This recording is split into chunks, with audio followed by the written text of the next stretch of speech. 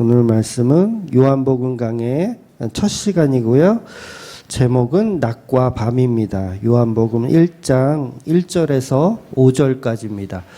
요한복음 1장 1절에서 5절까지 같이 보도록 하겠습니다. 태초에 말씀이 계시니라. 이 말씀이 하나님과 함께 계셨으니 이 말씀은 곧 하나님이시니라.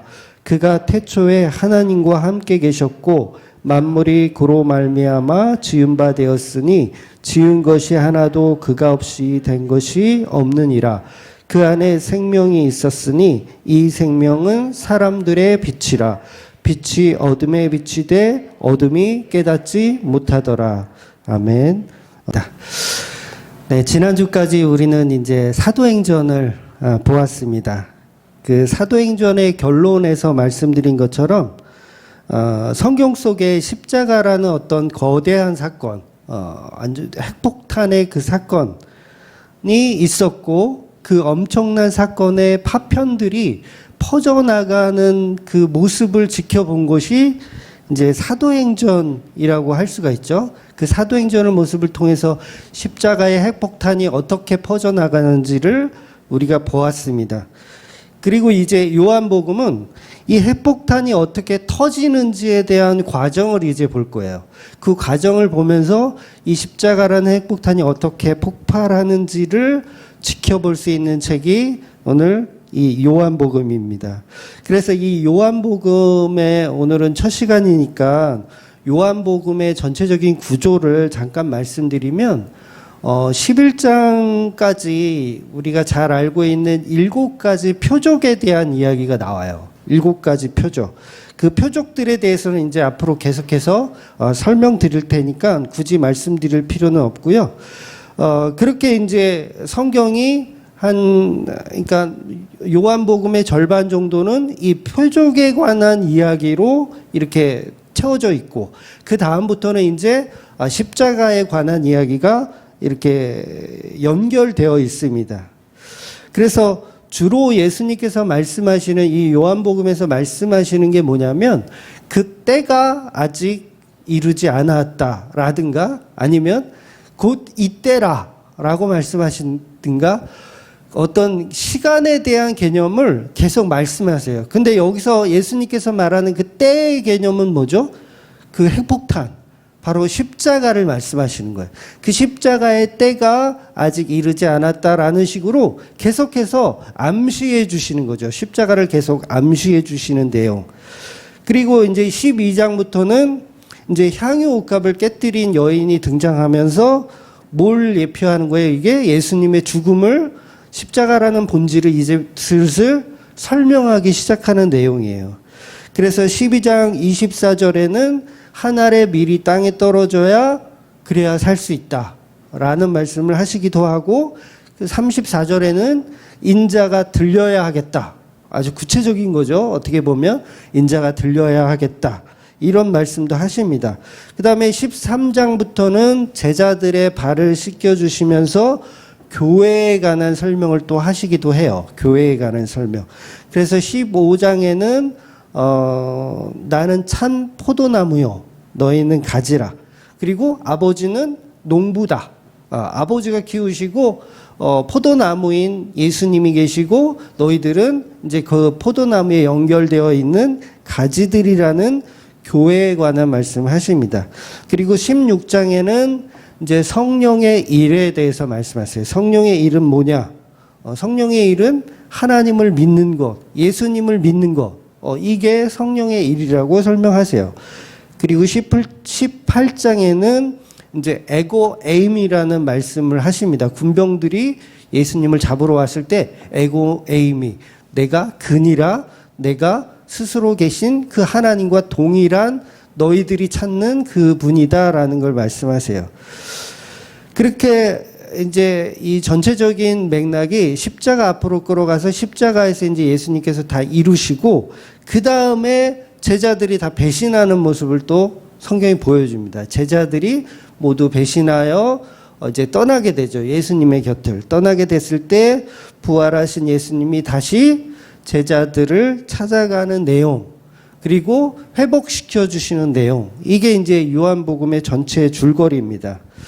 그래서 우리가 성경을 구분할 때 보통 이제 구약과 신약을 구분할 때 이제 말라기까지가 구약이고 그 다음에 이제 마태복음부터가 신약이다. 이렇게 보통 구분을 하지만 정확하게 신약과 구약의 구분은 딱 십자가로 구분하는 게 정확합니다. 십자가 사건 이전과 이후로 구분하는 게 정확해요. 그래서 요한복음 18장까지가 구약이고 19장부터 요한복음 19장부터가 이제 예수님께서 십자가에 돌아가시고 20장부터 부활하는 그 사건부터가 사실은 신약이라고 보시는 게 가장 정확합니다.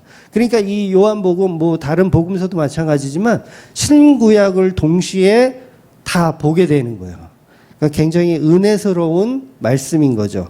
그래서 모든 성경은 이 십자가라는 그 핵폭탄적인 그때를 조명하는 거예요. 그러니까 구약은 십자가를 이제 그때를 조명하고요. 신약은 이미 폭발한 그때를 그 십자가의 때를 그대로 퍼져나가는 모습을 그냥 비춰주는 거죠. 그러니까 중심은 십자가라는 중심이 반드시 있어야 됩니다. 그래서 뭐 거두절미하고 사실 서론만 하더라도 1시간 후딱 가거든요. 근데 거두절미하고 오늘부터 이제 바로 본문에 이제 들어가서 말씀을 보도록 하겠습니다. 그래서 오늘은 이제 우리가 1절부터 5절까지 읽었는데 오늘의 본문의 내용은 빛과 어둠을 설명합니다. 빛과 어둠. 당연히 예수님은 빛이시죠. 빛으로 표현하고 있고 그 다음에 인간은 어둠으로 표현하고 있는 거야. 예수님은 빛으로 표현하고 우리 인간은 어둠으로 표현하는 거예요. 그러니까 요즘 그 드라마 보면 TVN이 드라마를 잘 만들더라고요. 제가 뭐 드라마를 맨날 보는 사람은 아니지만 그 월화 드라마 중에 그 낮과 밤이라는 드라마가 있어요. 그래서 그 드라마 제목하고 동일하게 오늘 설교 제목을 잡았거든요. 낮과 밤. 그러니까 남궁민 씨가 이제 주연으로 나오는 월화 드라마예요. 근데 지금도 방영을 하고 있고 아직 종편이 되지 않은 방송인데 그런데 이 드라마 소재가 저한테 굉장히 이제 관심을 갖게 했어요. 혹시 보신 분 있으세요? 다들 성경만 보시는구나. 네. 그러니까 이 낮과 밤이란 드라마가 어떤 소재를 갖고 있냐면 자각몽이라는 소재를 갖고 있어요. 자각몽. 그래서 이 자각몽에 대한 소재를 갖고 있어서 제가 보게 된 드라마이거든요. 그래서 몇 편을 보게 됐는데 그 영화 인셉션이라는 영화 아마 아실 거예요. 인셉션이라는 영화도 보면 언젠가 제가 한번 말씀드렸는데 그 인셉션이라는 영화도 자각몽을 소재로 한 영화였어요.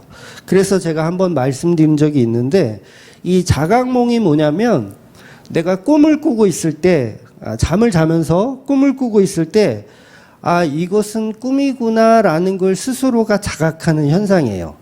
그러니까 보통 사람은 꿈을 꿀 때 이건 꿈이라고 생각 못하고 그냥 꿈을 꾸잖아요. 그냥 막 뭐 자기가 슈퍼맨이 되기도 하고 막 삼손이 되기도 하고 막 그런데 이건 꿈이구나라는 걸 자각하지 못해요. 그런데 이 자각몽은 내가 꿈속에서 이건 현실이 아니고 꿈이라는 것을 자각하는 거예요.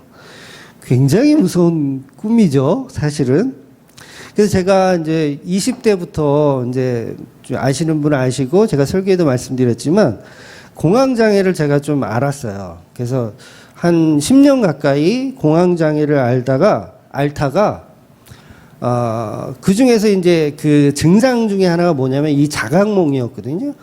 자각몽을 꾸게 돼요.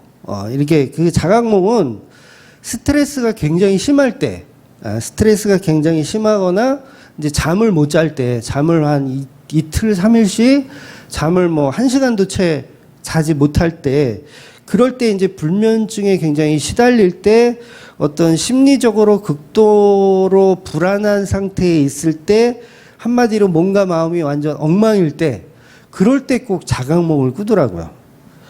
그러니까 개인적으로는 저는 자각몽은 이건 정신적인 병이라고 생각해요. 뭐 이거 제가 의사는 아니지만 치료해야 되는 병이라고 생각해요. 근데 이 자각몽은 가위 눌리는 것하고는 좀 달라요. 가위 눌리는 건 내가 인식한 상태에서 내 몸을 마음대로 움직이지 못하는 거거든요. 그걸 이제 가위 눌렸다고 표현하는데 자각몽은 전혀 다릅니다. 꿈속에서 완전한 자유가 보장돼요. 내가 하고 싶은 건 다 할 수 있어요. 왜? 자각하고 있기 때문에. 그래서 물론 이 인셉션이나 낮과 밤이란 드라마 속에서는 자각몽과 현실을 구분 못하는 사람들이 이렇게 등장하는 거예요. 근데 실제로는 자각몽과 현실을 구분 못하지는 않아요. 구분을 분명히 합니다. 만약에 그걸 구분 못한다면 그건 사실 드라마고, 구분을 분명히 해요. 아, 이건 꿈이구나, 이건 현실이구나 분명히 구분을 합니다. 구분 못하면 그거는 뭐 마약에 취한 거죠. 마약에 취한 거. 그래서 어디까지나 드라마이고 허구적인 이야기라는 걸 고려하시고 좀 들으시면 좋을 것 같아요. 그러니까 자각몽은 현실과 동일한 꿈이지만 그 꿈 속에서 내가 이걸 꿈이라고 자각하기 때문에 현실에서 할 수 없는 용기가 생겨요. 용기. 그러니까 내가 현실에서는 해볼 수 없는 일을 꿈속에서는 해볼 수가 있는 거예요. 그러니까 예를 들어서 내가 호랑이랑 싸우고 싶다. 그러면 현실에서는 싸울 수 없잖아요. 큰일 나죠. 호랑이랑 싸웠다. 근데 내가 꿈을 꾸고 있는데 자각하고 있어요. 그러면 아, 꿈이니까 나 저기 동물원 가서 호랑이랑 한번 싸워봐야겠다. 라고 하면 이거 돼요? 안 돼요? 돼요. 꿈이니까 해보고 싶으면 다 돼요. 실제로 버스를 타도 돼요. 실제로 진짜 뭐 정거장 가서 버스 타고 동물원 가서 호랑이하고 싸울 수가 있어요. 그러니까 이게 자각몽이에요. 그래서 이 끔찍한 꿈을 깨고 나면 굉장히 허무하죠. 모든 게 이게 다 꿈이었으니까. 그러니까 어쨌든 이 자각몽이라는 것은 어차피 꿈이기 때문에 내가 해보고 싶은 걸 다 해요. 그러니까 선한 것이든 악한 것이든 범죄든 아니든 마음대로 다 해볼 수가 있어요. 왜냐하면 꿈이니까. 그 상황을 내가 책임질 필요가 없어요. 꿈이니까. 철저하게 비밀이 보장된 나만의 장소예요. 자각몽. 이 느낌을 아시겠죠? 이 자각몽의 느낌을. 그러니까 어차피 꿈이니까 뭐 호랑이하고 싸움을 하든 내가 진짜 미워하는 사람, 내가 싫어하는 사람 찾아가서 좁혀도 경찰에 안 잡혀가. 얼마나 이게 좋아요. 그러니까 쉽게 말해서 완전한 비밀이 보장되는 나만의 공간을 만들어내는 가상현실이에요. 그러니까 요새 뭐 VR 게임 그래서 막 눈에다 못 쓰고 막 게임 하잖아요. 그런 거는 이 게임도 안 돼. 정말 현실감 있거든요. 자각몽은. 그래서 어차피 현실이 아니기 때문에 내 꿈속에서는 내가 마음대로 할 수 있는 상태가 되는 거예요. 그러니까 김정은을 죽이고 싶다. 그럼 북한에 가서 김정은 죽일 수도 있어요. 은행을 털고 싶다. 은행을 털고 싶다. 네, 털어도 돼요. 잡혀도 그만, 안 잡혀도 그만. 그 스릴만 느끼는 거죠. 심지어는 살인까지 해도 아무런 죄의식이 없는 거예요. 어차피 꿈이니까. 그러니까 자각몽 속에서는 나 자신이 돈키호테가 되는 거죠. 돈키호테가 돼서 뭐든지 다 할 수 있는 상황이 만들어지는 거예요. 그런데 그건 마치 현실과 같은 가상 공간이라는 거죠. 그래서 이 낮과 밤이라는 이 드라마에서 연쇄살인범이 이 자각몽을 이용해서 사람들을 죽이는 내용을 서론으로 담고 있어요. 그래서 어떤 최면술사가, 어떤 박사가, 심리 박사가 사람들에게 자각몽을 꾸게 해서 자살을 해보게끔 유도를 하는 거예요. 그러니까 자각몽 상태에서는 자기가 자살을 해봐도 되거든요. 어차피 이건 꿈이니까. 그러니까 뭐 자살한다는 개념이 막 이렇게 뭐가 싫어가지고 자살하는 게 아니라 예를 들어서 내가 스포츠카를 타고 막 200km로 자유로를 달리는 거예요. 현실에선 안 되잖아요. 그러면 큰일 나잖아요. 사고 나잖아요. 근데 꿈이니까 상관이 없어. 차를 좋아하는 친구들은 자각몽 상태에서 막 200km를 달리는 거예요. 도심 한 복판을. 그 스릴을 느끼는 거예요. 그리고 실제로 막 20층에서 슈퍼맨처럼 뛰어내려 보기도 하고 어차피 꿈이니까 안 죽어요. 그 스릴만 느끼는 거예요. 그런데 이제 영화에서는 그 자각몽과 현실을 구분 못하게 만들어서 스스로가 이제 자살하게끔 만드는 그 정황을 드라마에서는 설명하는 겁니다. 그래서 실제로 드라마 내용이에요. 드라마에서는 자각몽을 꾸던 어떤 남자가 진짜 대낮에 여자를 막 겁탈하려고 해요. 대낮에 사람들이 있는 그 장소에서 왜 어차피 꿈이니까 해보고 싶은 거 다 해보는 거예요. 막 여자를 강간하려 하기도 하고 달려오는 기차를 막아서기도 해요. 이게 미친 게 아니라 꿈속이니까 가능한 거예요. 그러니까 스스로가 그것을 해보고 싶은 거를 다 해보더라는 거예요. 그러니까 제가 요한복음을 설명하는 이 중요한 말씀에서 왜 이런 끔찍한 드라마 이야기를 하고 있냐면 제가 어둠을 설명하려고 그런 겁니다. 드라마상에서 어떤 꼬마가 자각몽을 꾸게 하는 약을 사람들에게 먹여요. 어떤 이 단체가 있거든요. 어떤 그 단체에게 자각몽을 꾸게 하는 약을 다 먹여서 사람들이 그 약을 다 먹어요. 그래서 사람들이 다 자각몽을 꾸는 거예요. 물론 이 꼬마는 사람들에게 자각몽을 꾸게 하는 게 나쁜 건지 좋은 건지 개념이 없어요. 그냥 꾸게 했다라고 정황을 한번 해보자고요. 그랬을 때 그 자각몽을 꾸는 사람들의 어떤 모습이 나타날까라는 거예요. 굉장히 실험적인 드라마이기도 하죠. 물론 실제는 아닙니다. 다 작가의 상상으로 만들어진 내용이에요. 그래서 이 자각몽을 꾸는 사람들이 과연 선할까 악할까 그 질문이에요. 자각몽을 꾸는 사람이 내가 꿈속에서 이 꿈은 내가 현실이 아니니까 내가 해보고 싶은 걸 마음대로 해봐야 되겠다라고 생각했을 때 과연 선한 일을 할까 악한 일을 할까라는 질문이에요. 드라마상에서는 악한 일을 하더라는 거예요. 누구 한 사람도 그 자각몽 공간에서 선한 일을 하거나 누구를 도와주거나 누구한테 뭐 자기 재산을 나누어 주거나 이런 사람은 없고 다 빼서 오히려 다 뺏고 훔치고 진짜 막 폭력을 쓰고 오히려 더 악한 모습만 등장하더라는 거예요. 실제로 드라마상에서는 그 자각몽을 꾸었던 어른들이 전부 서로가 서로를 죽이고 자살하고 하면서 한 명도 살지 못해요. 다 죽어요. 다 죽어요. 아마 여러분들이 자각몽을 꿔보신 적이 없어서 잘 실감이 안 나시겠지만 자각몽을 꾸어본 사람 입장에서 보면 절대 선한 일을 하지 않습니다. 꿈속에서 남을 돕는다? 이거는 그냥 꿈이에요. 자각하는 순간 남을 돕지 않고 약탈하고 쾌락을 찾아갑니다. 인간은 그래요. 빼앗고 살인하고 내가 해보고 싶은 걸 다 해요.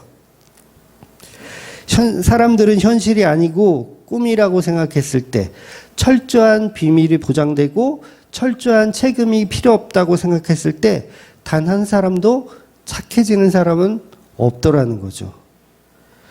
그래서 이 드라마에서도 그 자각몽을 꾸게 되는 약을 먹은 사람은 모두가 다 죽이거나 자살을 하더라는 거예요. 그러니까 모든 것이 비밀로 보장되는 허상이라는 것을 자각하는 순간 인간은 약탈하고 빼앗고 폭력적으로 강도짓을 하고 강간을 하기도 하고 살인까지 하는 일을 일삼더라는 거예요. 한마디로 인간에게 책임과 비밀이 보장되는 순간 미쳐서 날뛰는 악마가 되더라는 거예요.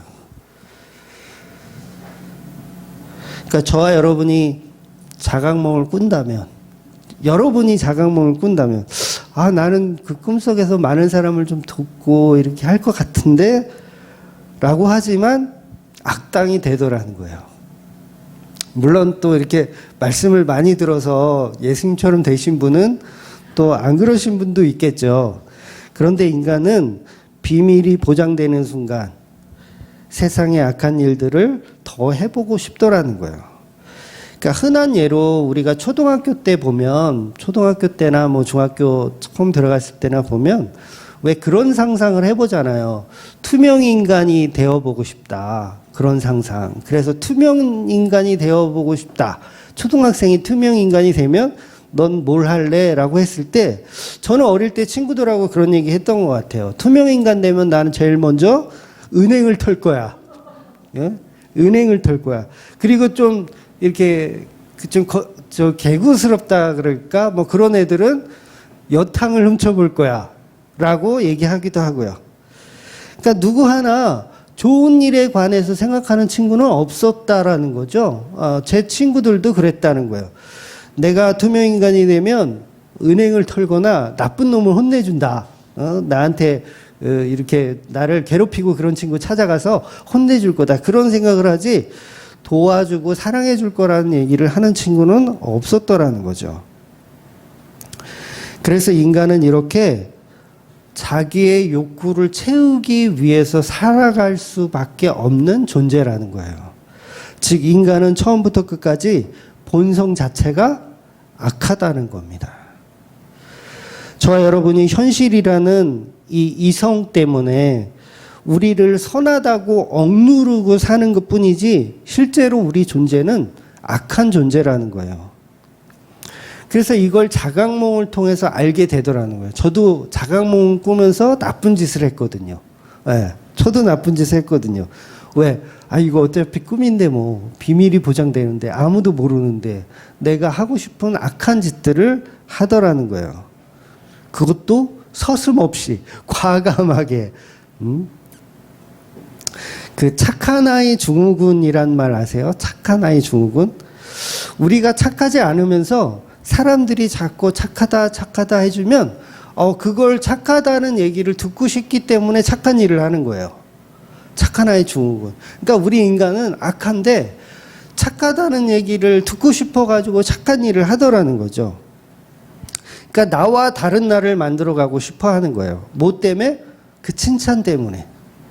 요게 착한 아이 증후군이에요. 실제로는 착하지 않으면서 착한 척 연기를 하면서 살아가는 거죠. 근데 결국 그 연기 속에서 모든 비밀과 모든 책임의 보장이 딱 이렇게 사라지는 자각몽 속에서는 착한 아이 증후군이 사라지더라는 거예요. 다 악당이 되더라는 거죠. 그러니까 누구나 악당으로 변하더라는 거예요. 즉 인간은 선악과 먹은 이후 단 한 사람도 선한 사람이 없더라는 겁니다. 그저 자각몽일 뿐이고 착한 아이 증후군이랄 뿐이죠. 그러니까 제가 설교에도 말씀드렸지만 요새 계속 이슈가 되고 있는 정인이 사건, 정인이 양부모 사건. 그 정인이 양부모가 정신이상자인가요? 정신병자인가요? 지극히 평범한 사람들이에요. 지극히 평범한 사람들. 그러니까 그 남자는 CBS 기독교 방송국의 직원이니까 배울 만큼 배웠고 대학도 나왔을 거고 충분히 이성적인 사람이라는 거죠. 물론 그 아내도 마찬가지고요. 그 엠번방, 그 엠번방에 나오는 막 어린아이들 막 성을 막 착취하고 그걸 막 방송하고 협박하고 했던 엠번방 아이들. 그 사람들 다 대학 나왔더라고요. 예. 정신병자가 아니란 얘기예요. 그냥 평범한 우리의 이웃이고 평범한 사람들인데 배울 만큼 배운 사람들이 그 끔찍한 행동을 하더라는 거예요. 왜 그런 줄 아세요? 안 걸릴 줄 알았던 거예요. 안 걸릴 줄 알았던 거예요. 그 엠번방 그 잡힌 그 친구가 그러잖아요. 나의 악마적인 행동을 멈추게 해주어서 오히려 감사하다. 그런 얘기를 잡혔을 때 처음으로 하더라고요. 그 얘기 뭐예요? 악한 본성이 있다라는 걸 인정하는 거예요. 본인도. 그러니까 정인이 양모도 사실은 경찰 조사가 3번이나 이루어졌다고 하잖아요. 신고가 3번이나 이루어져서 경찰들이 조사를 3번이나 했는데도 무혐의로 처리가 됐어요. 그러니까 이 정인이 양부모에겐 뭐가 보장된 거예요? 비밀이 보장된 거예요. 더 때려도 되는구나. 더 학대해도 안 걸리는구나. 이런 비밀이 보장되는 순간 더 악랄하게 악마로 변하더라는 거죠. 결국 이성이 누르고 있던 그게 비밀이 보장한다는 이유 때문에 그게 사라지고 더 이상 착한 아이 어떤 코스프레를 하지 않고 본성을 드러내는 그래서 아이를 학대하여서 결국 죽음에 이르게 하는 그 사건을 우리가 보았다는 거죠. 그래서 제가 뭐 정인이 부모를 양부모를 뭐 이렇게 변호해 주려는 건 아니고요. 걔네들은 정말 혼나야 되는 중형을 받아야 되는 사람들이고요. 제가 말하고 싶은 건 우리 인간의 죄성이 그만큼 더럽다라는 거예요. 그러니까 우리가 선한 걸로 우리를 우월함으로 삼지만 결국은 우리가 자각몽 속에서 비밀이 보장된다면 그보다 더한 일도 하더라는 거죠. 감옥에 가지 않는다, 책임질 일이 없다라고 하면 그보다 더한 짓도 하더라는 거예요. 즉 우리는 철저하게 어둠이라는 거죠. 철저하게 어둠. 단지 우리의 이성으로 양심으로 하얗게 보이는 어두운 하얀 마을을 살고 있을 뿐이지 실질은 어둠 속에 살고 있더라는 거예요.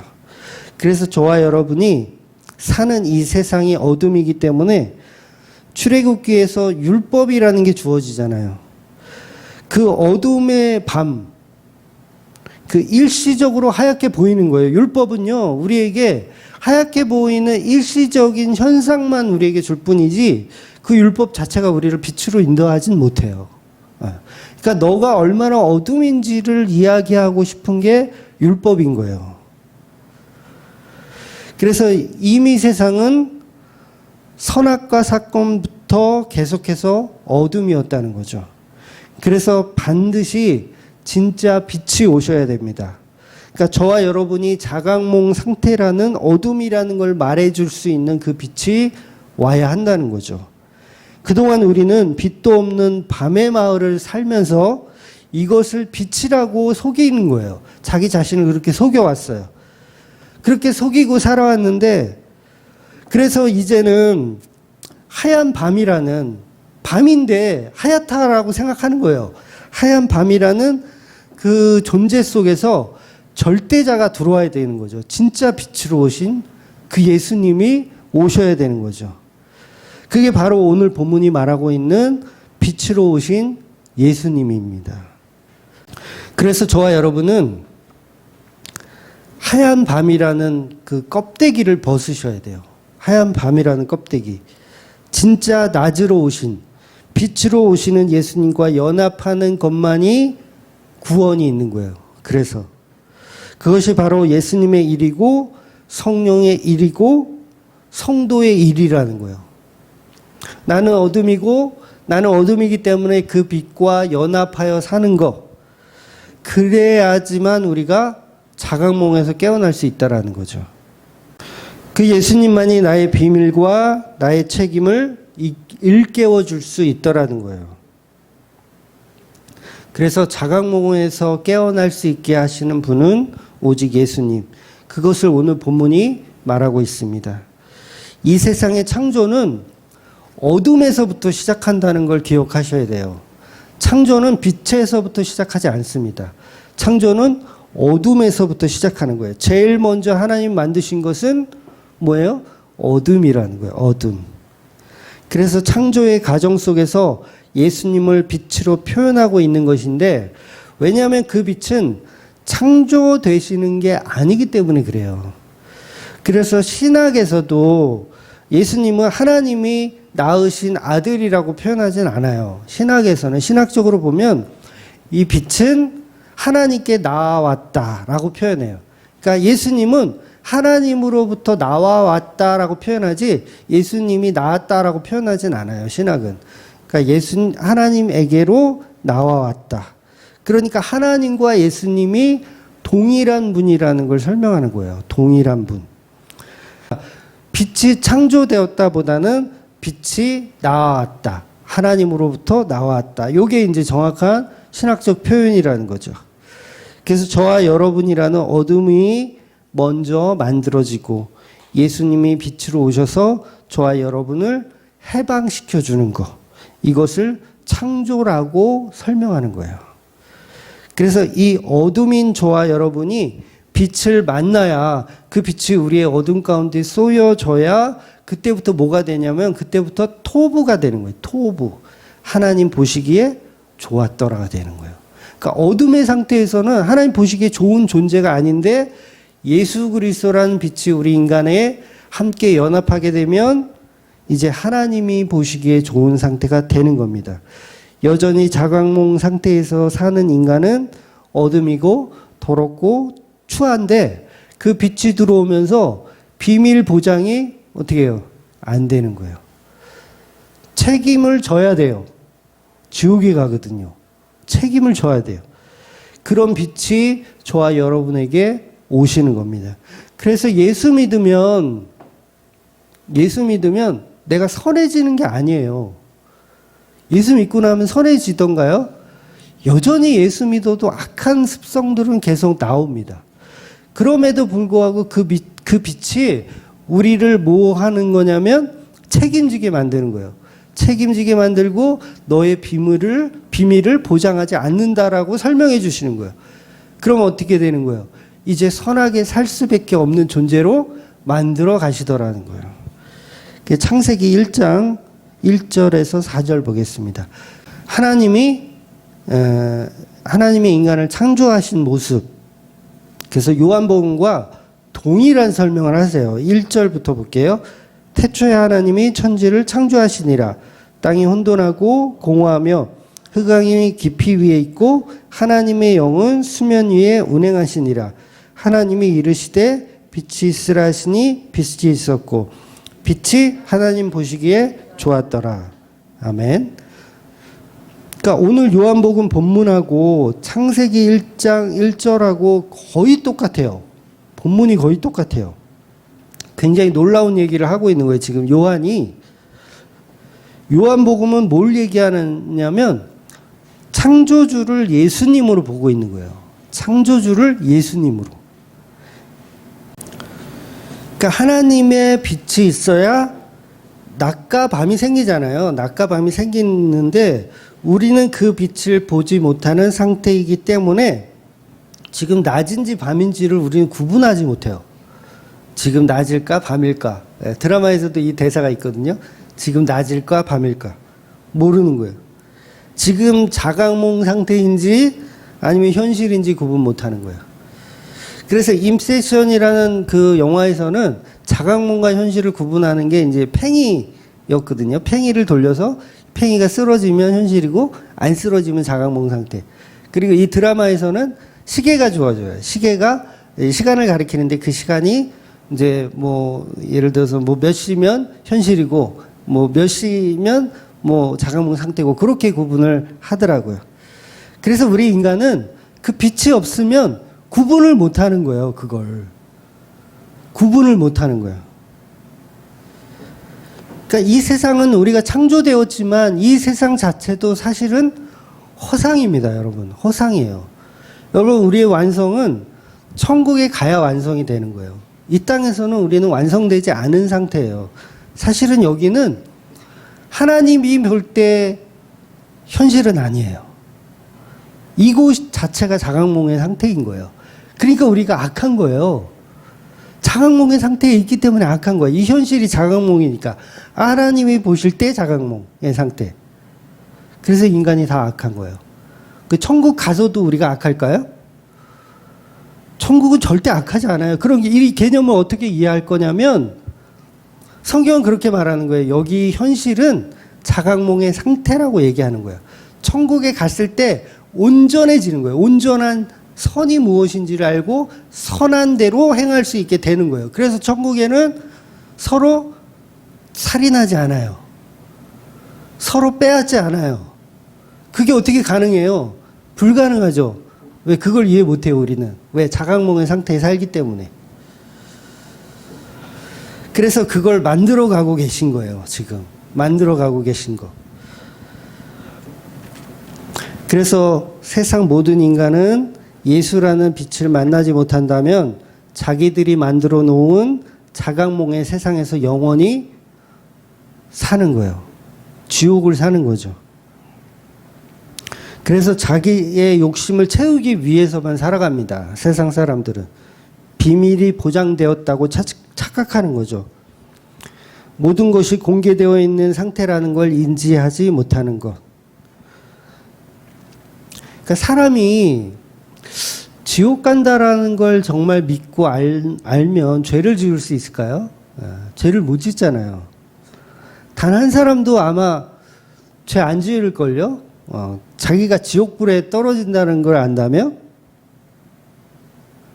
근데 사람들은 그걸 인식하지 못하는 거예요. 그러니까 교도소에 지금 요새 뭐 자리가 없다. 뭐 그런 얘기를 들은 것 같은데 그 이유가 뭐냐면 비밀이 보장된다고 믿기 때문에 그런 거예요. 그러니까 비밀이 보장 안 된다면 나쁜 짓을 많이 안 할 거예요. 그러니까 한번 혼나야죠, 사실은. 그러니까 저도 중학교 때 한번 혼나가지고 경찰서 가니까 경찰서 그 의경 그 형들이 얼마나 때리는지 몰라요. 옛날에는 막 때렸어요. 경찰서도 막 이렇게 의경 형들이 곤봉 가지고 얘 뭐 하다 왔어? 싸움했어? 그러면 막 때려요. 네가 무슨 그러면서 막 때려요. 그러니까 제대로 혼이 나니까 이제는 경찰서에 갈 일은 하고 싶지 않은 거예요. 스스로 자각하게 되더라고요. 제가 착해진 게 아니라 착한 척 연기하게 되는 거죠. 별 얘기 다 하네 오늘. 그러니까 결국 그 비밀이 보장된다라는 건 사단의 속임수라는 거죠. 사단의 속임수. 그래서 아담과 하와를 꼬실 때도 비밀을 보장하는 것처럼 말하잖아요. 아니야, 그렇지 않아. 너희들 죽지 않아. 너희들이 이걸 선악과를 먹으면 하나님처럼 될 것 같으니까 하나님이 이렇게 못 먹게 한 거야. 라고 비밀을 보장시켜줘요. 그런데 그게 사단의 말이라는 거죠. 그러니까 여전히 우리는 자각몽 상태에서 벗어나지 못하는 거예요. 마귀의 속임수에 쉽게 넘어가더라는 거죠. 그러니까 보이스피싱 하는 애들도 비밀이 보장되기 때문에 막 그렇게 막 하는 거예요. 뭐 IP 추적해도 우리는 안 잡힌다. 근데 잡히는 애들도 있더라고요. 그러니까 저와 여러분에게 스스로가 비밀을 보장시켜 주었더니 마귀가 되더라는 거예요. 하나님처럼 되고 싶어지더라는 거예요. 자각몽을 꾸었더니 하나님처럼 되고 싶더라는 거예요. 그래서 작은 빛에도 사라지는 어둠이기 때문에 예수 그리스도의 빛, 정말 대낮 같은 그 빛이 우리에게 오셔야 우리의 어두운 눈이 뜨여지고 소경에서 눈뜬 자가 되는 겁니다. 그래서 창세기에 나오는 땅이 혼돈하고 흑암이 깊이에 있는 상태, 그 검은 상태, 그 상태로 살고 있는 저와 여러분이 예수님이라는 빛이 다가오니까 모든 것이 적나라하게 다 들추어지고 이제는 예수님 아니면 살 수 없는 존재가 되어버리더라는 거죠. 그래서 요한복음의 시작도 이렇게 시작하는 것이고요. 창세기와 동일한 방식으로 설명하는 겁니다. 모든 시작은 빛이신 예수로부터 시작한다는 거죠.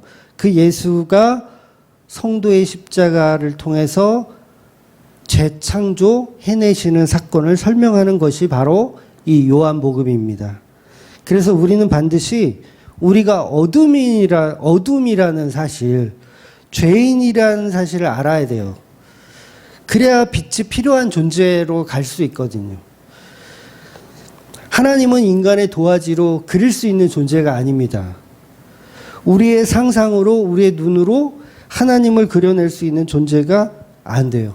이 우주가 얼마나 이렇게 크게 만들어 놨을까요? 그 이유가 뭘까요?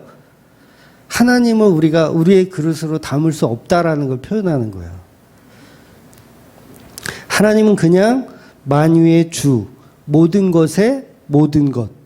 그래서 하나님을 이제 그래서 우리가 하나님 볼 수 없으니까 하나님 너무 커서 볼 수 없으니까 말씀이라고 하는 거예요. 하나님을 어떤 형상이 없는 말씀. 말씀은 어떤 형상이 없잖아요. 그냥 말씀. 그러니까 말하는 모든 것을 뛰어넘는 그 말씀. 그래서 이게 무슨 말이냐면 여러분 말로 세상에서 가장 큰 숫자를 말해보세요. 여러분이 생각하는 세상에서 가장 큰 숫자. 그보다 크신 분이 하나님이라는 거예요. 우리가 말로 거리를 예를 들어서 잰다. 최대한 크게 거리를 한번 재보세요. 그보다 크신 분이 하나님이라는 거죠. 그래서 인간의 이성으로 과학으로는 담을 수 없는 분, 그 하나님. 그런데 유일하게 하나님을 표현할 수 있는 방법이 있어요. 성경이 제시를 해줘요. 그게 뭐냐면 말씀이라는 거예요. 말씀. 이 말씀이 천지를 창조했다라고 표현하는 거예요. 그래서 창세기 1장 3절에는 하나님이 이르시되라고 하는 거예요. 말씀이죠. 하나님이 이르시되. 요게 하나님인 거예요. 하나님이 이르시되 하는 그 말씀이 하나님인 거예요. 그러니까 우리 인간은 하나님의 말씀으로만 볼 수밖에 없잖아요. 하나님 볼 수가 없어요. 그러니까 피조물은 그 정도 수준밖에 안 되는 거예요. 하나님이 계시해 주는 말씀만 볼 수 있는 존재.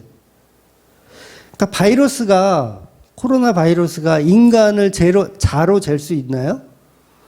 코로나 바이러스가 자를 재. 몇 센치인지 자를 재. 불가능하잖아요. 결국 하나님은 이상의 존재인데 하나님이 우리에게 유일하게 보여주신 건 말씀이라는 거죠. 그래서 그 말씀이 곧 하나님인 거예요. 그렇기 때문에 우리는 하나님이 우리에게 주시는 계시만을 통해서, 그 계시는 말씀입니다. 말씀을 통해서만 하나님을 볼 수 있어요. 결국 그 말씀이 곧 하나님인 거죠. 그래서 오늘 본문에서 그 말씀이 육신이 되어 우리 가운데 오셨다. 그분이 누구냐?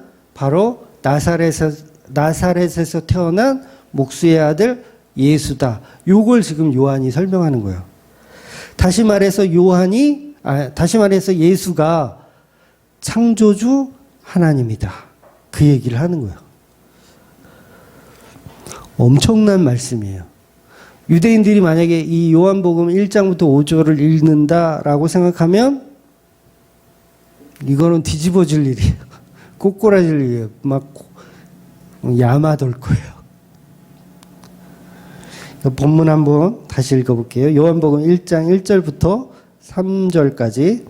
태초에 말씀이 계시니라. 이 말씀이 하나님과 함께 계셨으니 이 말씀은 곧 하나님이시니라. 그가 태초에 하나님과 함께 계셨고 만물이 그로 말미암아 지은 바 되었으니 지은 것이 하나도 그가 없이 된 것이 없느니라. 그러니까 요한복음 1장 1절부터 엄청난 메시지를 전하고 있는 거예요. 요한복음 아예 작정을 하고 쓴 겁니다. 작정하고. 그러니까 유대인들이 이거 절대 이해 못해요. 완전 뒤로 넘어질 일이에요. 아마 약 올라 죽을 내용인 거예요. 그래서 마태복음, 마가복음, 누가복음은 총알이라고 할 수 있겠죠. 총알이라고 한다면 이 요한복음은 그야말로 핵폭탄이에요. 핵폭탄. 그러니까 나사렛 예수를, 그 목수의 아들을 창조주라고 설명하는 거예요. 와, 이건 쓰러질 일이죠, 이건.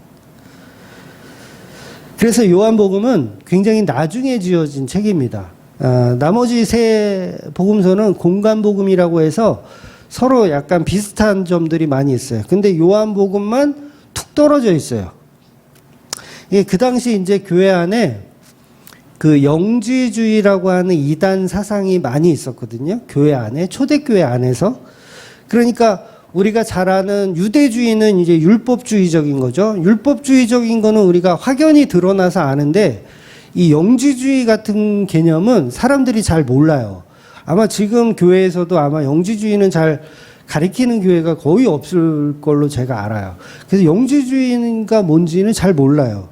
그런데 초대교회에서부터 이 영지주의라는 사상이 굉장히 위험한 교회의 가르침이었어요. 굉장히 위험한. 그래서 그 영지주의라는 그 잘못된 가르침을 한번 긁어내기 위한 목적도 있는 거죠. 그 요한복음의 그 뒤늦게 써진 이유도 초대교회 안에 있는 그 영지주의라고 하는 이단 사상을 좀 이렇게 퇴치하려는 의도로 성령님께서 요한을 통해서 쓰게 하신 거예요. 그러니까 이게 왜 어렵냐면, 어려운 게 아니라 영지주의가 왜 위험하냐면, 율법주의는요 앉혀놓고 설명하면 되거든요. 율법주의는 앉혀놓고 설명하면 돼.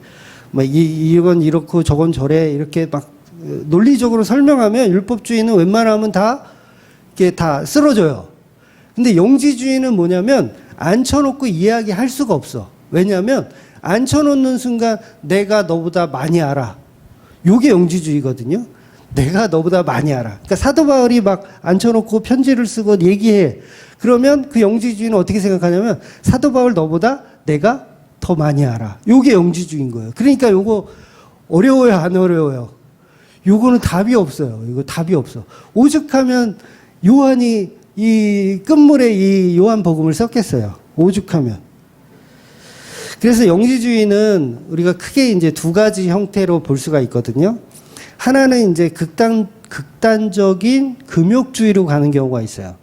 금욕주의. 그래서 왜 어떤 수도원 같은 데 들어가가지고 금욕 생활하는 분들 있잖아요. 그런 분들도 영지주의 영향을 받은 거예요.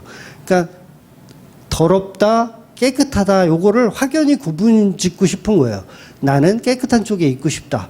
세상은 다 악하다, 더럽다. 그래서 수도원에 들어가서 생활하는 사람들. 요게 영지주의의 한 개념이고요. 또 반대로 죄를 더 많이 짓자. 죄는 거룩한 것이다. 죄가 있어야 예수님이 우리를 더 사랑해 주신다. 라는 개념의 영지주의도 있어요. 그러니까 영지주의는 굉장히 극과 극을 달리는 두 가지 종류가 있는 거예요. 그러니까 자각몽 상태이니까 막 살자. 제가 아까 말씀드렸잖아요. 이 세상은 현실이 아니라 하나님 보실 때 꿈이다. 자각몽 속이다. 그러면 어떤 발상을 하냐면 어차피 꿈인데 뭐 막 살지 뭐. 막 살인하고 죄 짓고 그래도 뭐 십자가의 은혜로 다 구원시켜 주시는데 뭐 막 살자. 요게 또 영지주의의 한 그 모습인 거예요. 굉장히 무서운 거예요. 그래서 영지주의가. 그래서 나는 책임 없다라고 보는 그런 영지주의. 그래서 이런 사상들이 교회 안에, 초대교회 안에 가득했더라는 거예요. 그래서 바울의 서신서를 보면 이런 내용들이 굉장히 많이 나와요. 이런 내용들이 굉장히 많이 나옵니다. 그래서 영지주의는 하나님은 선하시기 때문에 더러운 육체와 함께하지 않는다라는 견해로 보는 거예요. 그래서 나사렛 예수님을 하나의 껍데기로 보는 거죠. 육체, 더러운 육체. 그래서 실패한 선지자로 보기도 하고, 그래서 십자가에 달릴 때는 하나님의 영은 이미 빠져나갔다라고 보는 영지주의자들도 있었어요. 예수님이 십자가에 죽을 때 하나님의 영은 빠져나가고 육체인 그 나사렛 예수만 죽은 것이다 라고 보는 견해. 또 예수님은 육체까지도 사실은 성스러운 거였다. 그 육체는 인간의 육체가 아니라 하나님의 육체였다. 그래서 십자가상에서 사실은 고통도 없으시면서 고통받는 척 연기를 하신 거다. 요렇게 쇼를 했다라고 보는 것도 영지주의 사상이에요. 그러니까 영지주의 사상은 사실 굉장히 넓어요. 그 의미가 굉장히 넓어요. 율법주의보다 사실은 더 넓어요. 더 넓기 때문에 어쨌든 이런 사상들이 교회 안에 가득하다는 거예요. 한국 교회도 당연히 영지주의적 사상이 있죠. 우리가 바른 복음을 전한다는 곳에서도 영지주의적인 사상들이 있어요. 그러니까 저도 영지주의적인 사상이 있어요, 없어요? 있어요. 저도 있는 거예요. 누구나 다 있어요. 그러니까 이게 교회 안에서 이제 심하게 있었던 거죠, 초대교회는. 그래서 이런 것들을 그 영지주의적인 이 사상이 교회의 기생충 같이 복음을 갉아먹고 있었기 때문에 요한복음을 쓰게 된 어떤 목적이라고 할 수도 있는 거죠. 그래서 이런 영지주의적 거짓 교리를 막고 바른 복음을 전하기 위해서 성령께서 요한을 통해서 요한복음을 주신 겁니다. 즉 예수님은 100% 사람, 또 예수님은 100% 하나님, 요걸 표현하고 있는 게 요한복음이에요. 굉장히 특이한 거죠. 다른 복음서에는 그렇게 설명하지 않는데 요한복음에서는 100% 인간을 설명하고요, 100% 하나님을 설명해요. 그래서 우리가 그 사도신경 할 때 고백하는 말 중에서도 빌라도에게 고난을 받으사 십자가에 죽으시고, 이런 표현이 있잖아요. 십자가에 죽으시고. 영지주의자들은 하나님이 죽었다라고 생각 안 하거든요. 하나님이 어떻게 죽을 수 있어? 그렇게 생각 안 해요. 그래서 사도신경에는 육체로 오신 그 예수 그리스도가 죽었다라는 내용을 고백하게끔 만드는 거예요. 그래서 영지주의는 한마디로 인간의 지식으로 복음을 풀어보려고 하는 사기꾼들이죠. 그래서 아까 말씀드린 대로 앉아봐, 내가 복음을 설명해 줄게 라고 했을 때 난 다 아는데? 난 들어볼 게 없는데? 라고 하는 그 사상. 나는 이미 해탈했는데? 해탈의 개념을 어떻게 생각하냐면 성령 받았다라고 생각해요. 나는 성령 받았기 때문에 당신의 그 설교는 안 들어도 돼. 난 다 알아. 라고 생각하는 거. 그놈이 가짜예요. 그놈이 가짜예요. 나는 성령 받았기 때문에 더 이상 들을 설교가 없다라고 하시는 그놈. 저와 여러분 중에 만약에 있다면 그놈이 가짜예요. 그러니까 저도요 설교를 하는 사람이지만 설교를 안 들을까요? 저도 들어요. 제가 좋아하는 목사님들 설교를 매주 꼬박꼬박 챙겨서 듣습니다. 왜냐하면 저도 죄인이거든요. 저도 영지주의자고 저도 율법주의자이기 때문에 계속 들으면서 저도 깨져야 되는 거예요. 계속. 그런데 누가 얘기할 때 난 다 알아. 난 다 아는데 뭐 성령 받았는데 뭐 요게 영지주의자라는 거예요. 그래서 성령 받은 사람과 못 받은 사람을 자기 임의로 구분하여서 막 설명하죠. 그런데 결국은 자기 자랑을 하는 거죠. 그래서 그런 이단들 많잖아요. 나만 계시받았다. 나만 계시받았다. 이게 영지주의적인 기반을 갖고 있는 사상이에요. 그러니까 이단들이 얼마나 성경 해석 잘합니까? 정말 잘해요. 신천지, 구원파, 세대주의자들 요새 얼마나 성경 연구를 잘하는지, 그 코로나19 그 DNA 그 백신 맞잖아요. 코로나19 백신 맞으면 그 백신 속에 DNA를 조작하는 성분이 들어있대요. 그게 이제 666 칩이라고 하더라고요. 그러니까 백신을 맞으면 666을 이마나 손에 받은 거와 똑같다.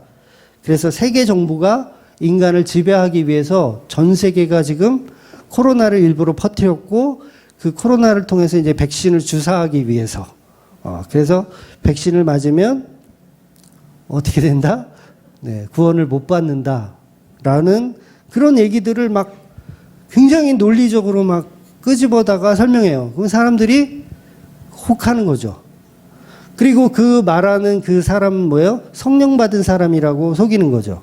성령 받은 사람. 이런 어리석은 이야기들에 우리가 빠진다는 거예요. 이게 교회 안에, 초대교회 안에 들어있었던 사상이고 지금도 교회 안에서 유행하더라는 거죠. 그래서 예수님의 십자가 피로 구원이 결정되는 거지, 바보들도 아니고 그런 거에 속아요. 예수님의 십자가 피로 구원이 결정되지, 그 예방주사 맞았다고 해서 구원이 결정되면 예수님의 피는 뭐예요, 그러면? 뻘짓하신 거예요, 예수님이? 그러니까 영지라는 말이 한자인데 신령한 지식이라는 뜻이거든요. 신령한 지식. 결국 지적 능력으로 인식하여서 복음을 해석하려고 하는 자들을 영지주의자들이라고 생각하시면 돼요.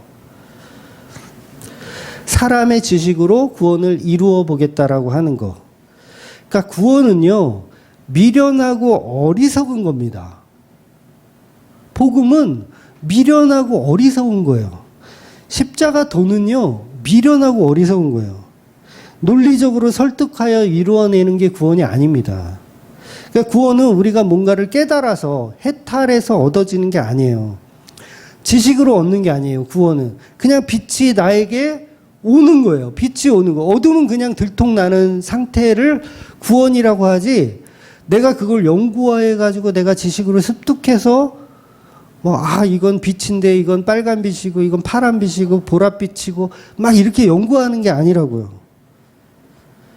그러니까 이런 연구 자체가 사실은 영지주의적인 거죠. 십자가 믿음은 미련하고 어리석은 사람도 받을 수 있는 겁니다. 이걸 복음이라고 하는 거예요. 고린도전서 1장 18절 볼게요. 18절, 십자가의 도가 멸망하는 자에게는 미련한 것이요 구원을 받는 우리에게는 하나님의 능력이라.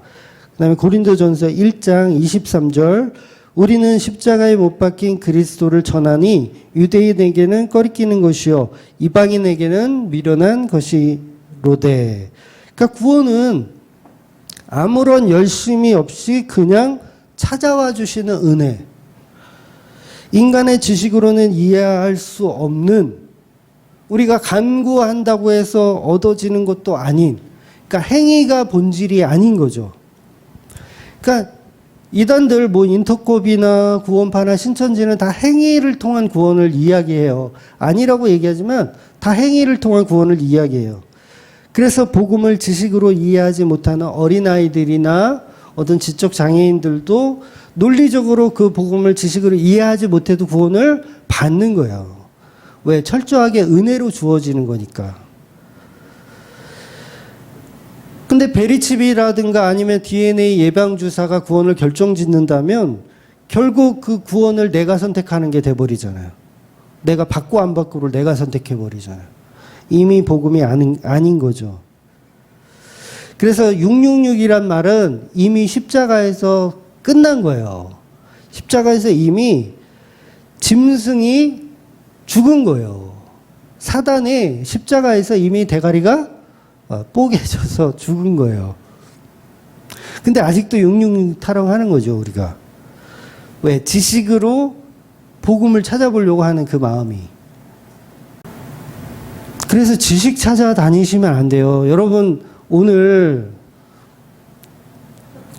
여기 오셨잖아요. 코로나19를 뚫고 여기 오셨잖아요. 근데, 우리 목사님이 오늘 나에게 어떤 새로운 어떤 내가 모르는 진리의 말씀을 하나 배우려고 왔다. 그럼 잘못 오신 거예요. 잘 이해하셔야 돼요. 잘못 오신 거예요. 내가 알고 있는 그 예수 그리스도의 십자가 은혜를 내가 기뻐하고 그 십자가 은혜로 내가 예배하기를 원하신 분이 잘 오시는 거예요. 오늘 왔는데 목사님이 설교를 죽을 썼어. 요한복음 1탄인데 오늘 왜 이렇게 길고 지루하고 죽을 쓰냐?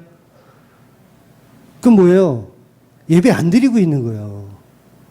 그러니까 우리는 어떤 지식의 습득을 위해서 교회를 나오는 게 아니라 예배자로 나왔다는 것을 우리가 계속 까먹어요. 이렇게 계속 까먹다 보면 뭘로 가냐면 영지주의로 가는 거예요. 우리 목사님한테 이제 배울 게 없다. 배울 게 없다. 한 3개월 들었더니 더 이상 배울 게 없네. 그 사람 뭐 한 거예요? 그동안 예배 드린 게 아니라 지식을 습득하고 계셨던 거예요. 근데 예배자는 지식 습득과 상관없이 예배자로 나온 거예요. 예배자로 나온 거. 향유 옷값을 깨뜨린 여인이 뭔가 지식 습득을 위해서 향유 옷값을 깼나요? 아니에요. 그 은혜 때문에, 그 감사 때문에 그냥 예배하러 나오신 거예요. 그런데 영지주의라고 하는 그 사상이 우리를 계속 꼬이죠. 계속 더 좋은 목사를 찾아야 돼. 더 우리의 어떤 지식을 더 확장시킬 수 있는 목사님을 찾아가야 돼. 이런 식으로 우리를 꼬신단 말이에요. 결국은 찾다 가면 막 신천지로 빠지고 인터콤으로 빠지고 다 그렇게 되는 거예요. 왜 그렇게 부흥이 될까요? 신천지가. 왜 그렇게 부흥될까요? 교회에 앉아서 성도들이 다 지식을 추구하고 있어요. 뭔가 새로운 거, 뭔가 나를 자극할 수 있는 어떤 지식, 그걸 찾아서 가다 보니까는 다 신천지로 가고 인터콤으로 가고 이단으로 다 빠지는 거예요. 그러니까 이게 교인들 중 예배드리는 숫자는 점점 줄고 그냥 지식의 향연인 거예요. 지식의 향연. 그래서 예배는 성경 공부가 아닙니다. 예배는 성경 공부 아니에요. 그래서 온라인 사경회도 지금 하잖아요. 우리 동시간대 11시에 온라인 사경회 하는데 이 코로나 때문에 제가 어쩔 수 없이 하는 거지 거리두기 끝나면 이게 온라인 사경회 안 할 거예요. 안 할 겁니다. 그 시간을 정한 온라인 사경회는 안 할 거예요. 그러니까 예배는 새로운 지식을 배우는 게 아니라 하나님이 인간의 육신으로 오셔서 십자가에 죽으신 그 사건을 우리가 그 살과 피를 나누기 위해서 함께 모여서 찬양하고 기도하는 거 말씀 듣는 거예요. 이게 예배라는 거죠. 그래서 예배는 어떤 지식의 확장이 아닙니다. 이게 전부 영지주의적인 개념인 거예요. 결국은 영지주의에 사로잡히면 예배가 지루해질 수밖에 없죠. 지루해요. 결국은 예배를 떠나는 거예요. 내 귀를 자극하는 것을 찾아 계속하는 거죠. 그래서 그 목마름이 해결되질 않죠. 그럼에도 불구하고. 그래서 수가성 여인이 요한복음에도 나오지만 헤매고 다니는 거예요. 그냥 헤매고 다니는 거예요. 교인들은 놀라운 지식 때문에 모이는 거 아닙니다. 그거 다 거품이에요. 놀라운 지식 때문에 모였다면 거품입니다. 십자가 말씀으로 모여야 돼요. 그 은혜로 모여야 돼요. 그래서 뭔가 새로운 것을 찾아오셨다면 잘못 오신 거고 예배자로 오셔야 되는 겁니다.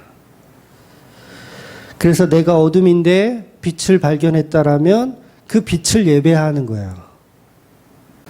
그래서 오죽하면 바울이 그런 말을 했겠습니까? 내가 배운 지식들을 배설물로 여긴다고 말씀하셨어요. 그렇다면 지식으로 구원을 받는다는 게 아니란 말이에요. 지식으로 구원받는 거 아니에요. 아무리 우리 목사님 어떻게 이렇게 성경을 이렇게 해박하게 잘 이렇게 하실까? 이렇게 막 계시 받았나? 왜 이렇게 설교를 이렇게 적나라하게 잘 지식화해서 말씀하실까? 그거 다 소용없는 거예요. 그때뿐이죠. 그때뿐이죠. 그러니까 그 십자가 은혜 앞에 그건 아무것도 아닌 거잖아요. 그래서 지식은 하나의 포장일 뿐입니다. 포장이에요. 우리가 포장에 너무 집중할 필요가 없어요. 그걸 그래서 방언이라고 하는 거예요. 방언. 포장되어 있는 방언. 그래서 언어 속에 들어있는 십자가 은혜를 봐야 된다는 거죠. 그래서 이 성경이 그렇게 두꺼운 거예요. 삼국지보다 두껍잖아요. 삼국지보다 두꺼워요. 그래서 여러 가지 사람들을 계속 이야기해 주는 게 성경입니다. 그래서 마태복음은 예를 들어서 유대인을 향해서 알기 쉽도록 기록했고, 또 마가복음은 로마인들을 향해서, 누가복음은 헬라인들을 향해서, 그리고 요한복음은 모든 교회 속에 들어있는 그 영지주의라고 하는 이단들을 향하여 그 교회가 바로 설 수 있게 하기 위해서 쓰여진 책이라는 거죠. 그러니까 제가 서론으로 말씀드린 인간은 악하고 하나님은 선하다. 이렇게 설명을 드리니까 헷갈리는 거예요, 자꾸. 그래서 육체는 다 악한 것으로 보고 심지어는 예수님의 육체까지도 악한 것으로 보는 거죠.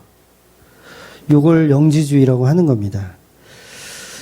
그래서 나 같은 죄인이 무슨 예배를 드립니까? 그래서 예배 안 드려. 네. 나 같은 죄인은 죽어 마땅합니다. 그러면서 진짜 자살해. 가룟 유다처럼.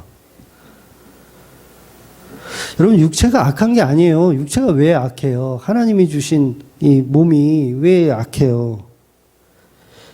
이 몸을 소중하게 잘 가꾸세요. 비타민도 드시고, 뭐, 식초도 드시고. 몸이 왜 악해요? 우리 안에 예수님이 없을 때 악한 거예요. 그 빛이 비춰지지 않을 때가 악한 거지, 우리 몸과 마음은 예수님이 빛이 비춰줄 때 가장 선한 도구가 되는 거예요. 그래서 마귀의 속임수에 속지 마셔야 됩니다. 그래서 우리가 하나님께 자꾸 비밀을 만들 필요가 없어요. 비밀이 소용이 없죠. 하나님 앞에 비밀이 어디 있어요. 가급적이면 부부끼리도 비밀이 좀 없어야 된다고 저는 생각하는데, 비밀이 많을수록 부부싸움이 더 이게 퀄리티가 높아지잖아요. 그런데 하나님 앞에 우리가 비밀이 어디 있습니까? 그냥 우리의 어둠이 적나라하게 다 비춰주는 거죠. 그냥 그 빛 앞에 자복하고 순복하여 납작 엎드릴 수밖에 없는 그 상태, 그게 바로 예수님의 십자가를 지는 겁니다. 그래서 무지개는 반드시 저주라고 하는 물과 예수님이라고 하는 빛이 있어야 만들어져요. 무지개는 절대 빛만 있어가지고는 안 만들어지고요, 수증기만 있어가지고는 안 만들어집니다. 두 가지가 다 있어야 무지개가 만들어져요. 그래서 철저히 인간은 어둠이라는 것을 인식했을 때, 예수란 빛이 쏘여졌을 때 무지개가 만들어지는 거예요. 그 무지개는 우리에게 언약이라고 설명하는 겁니다. 그래서 이 죄라는 상태에서 예수 그리스도라는 빛이 나에게 왔을 때 진정한 언약이 세워지는 무지개. 저와 여러분이 어둠이라는 죄인이라는 것을 오늘도 인식해야 됩니다. 내가 사는 이게 자각몽의 상태구나 라는 걸 인식하고, 저와 여러분은 빛으로 오신 그 예수님만을 언약으로 삼고, 인간의 모든 죄를 그래서 날마다 내려놓고, 예수님이라는 빛 앞에 납작 엎드려 사시는, 그래서 날마다 그 은혜만 구하며 사시는 저와 여러분이 되시기를 주의 이름으로 축원드리겠습니다. 아멘. 기도하겠습니다.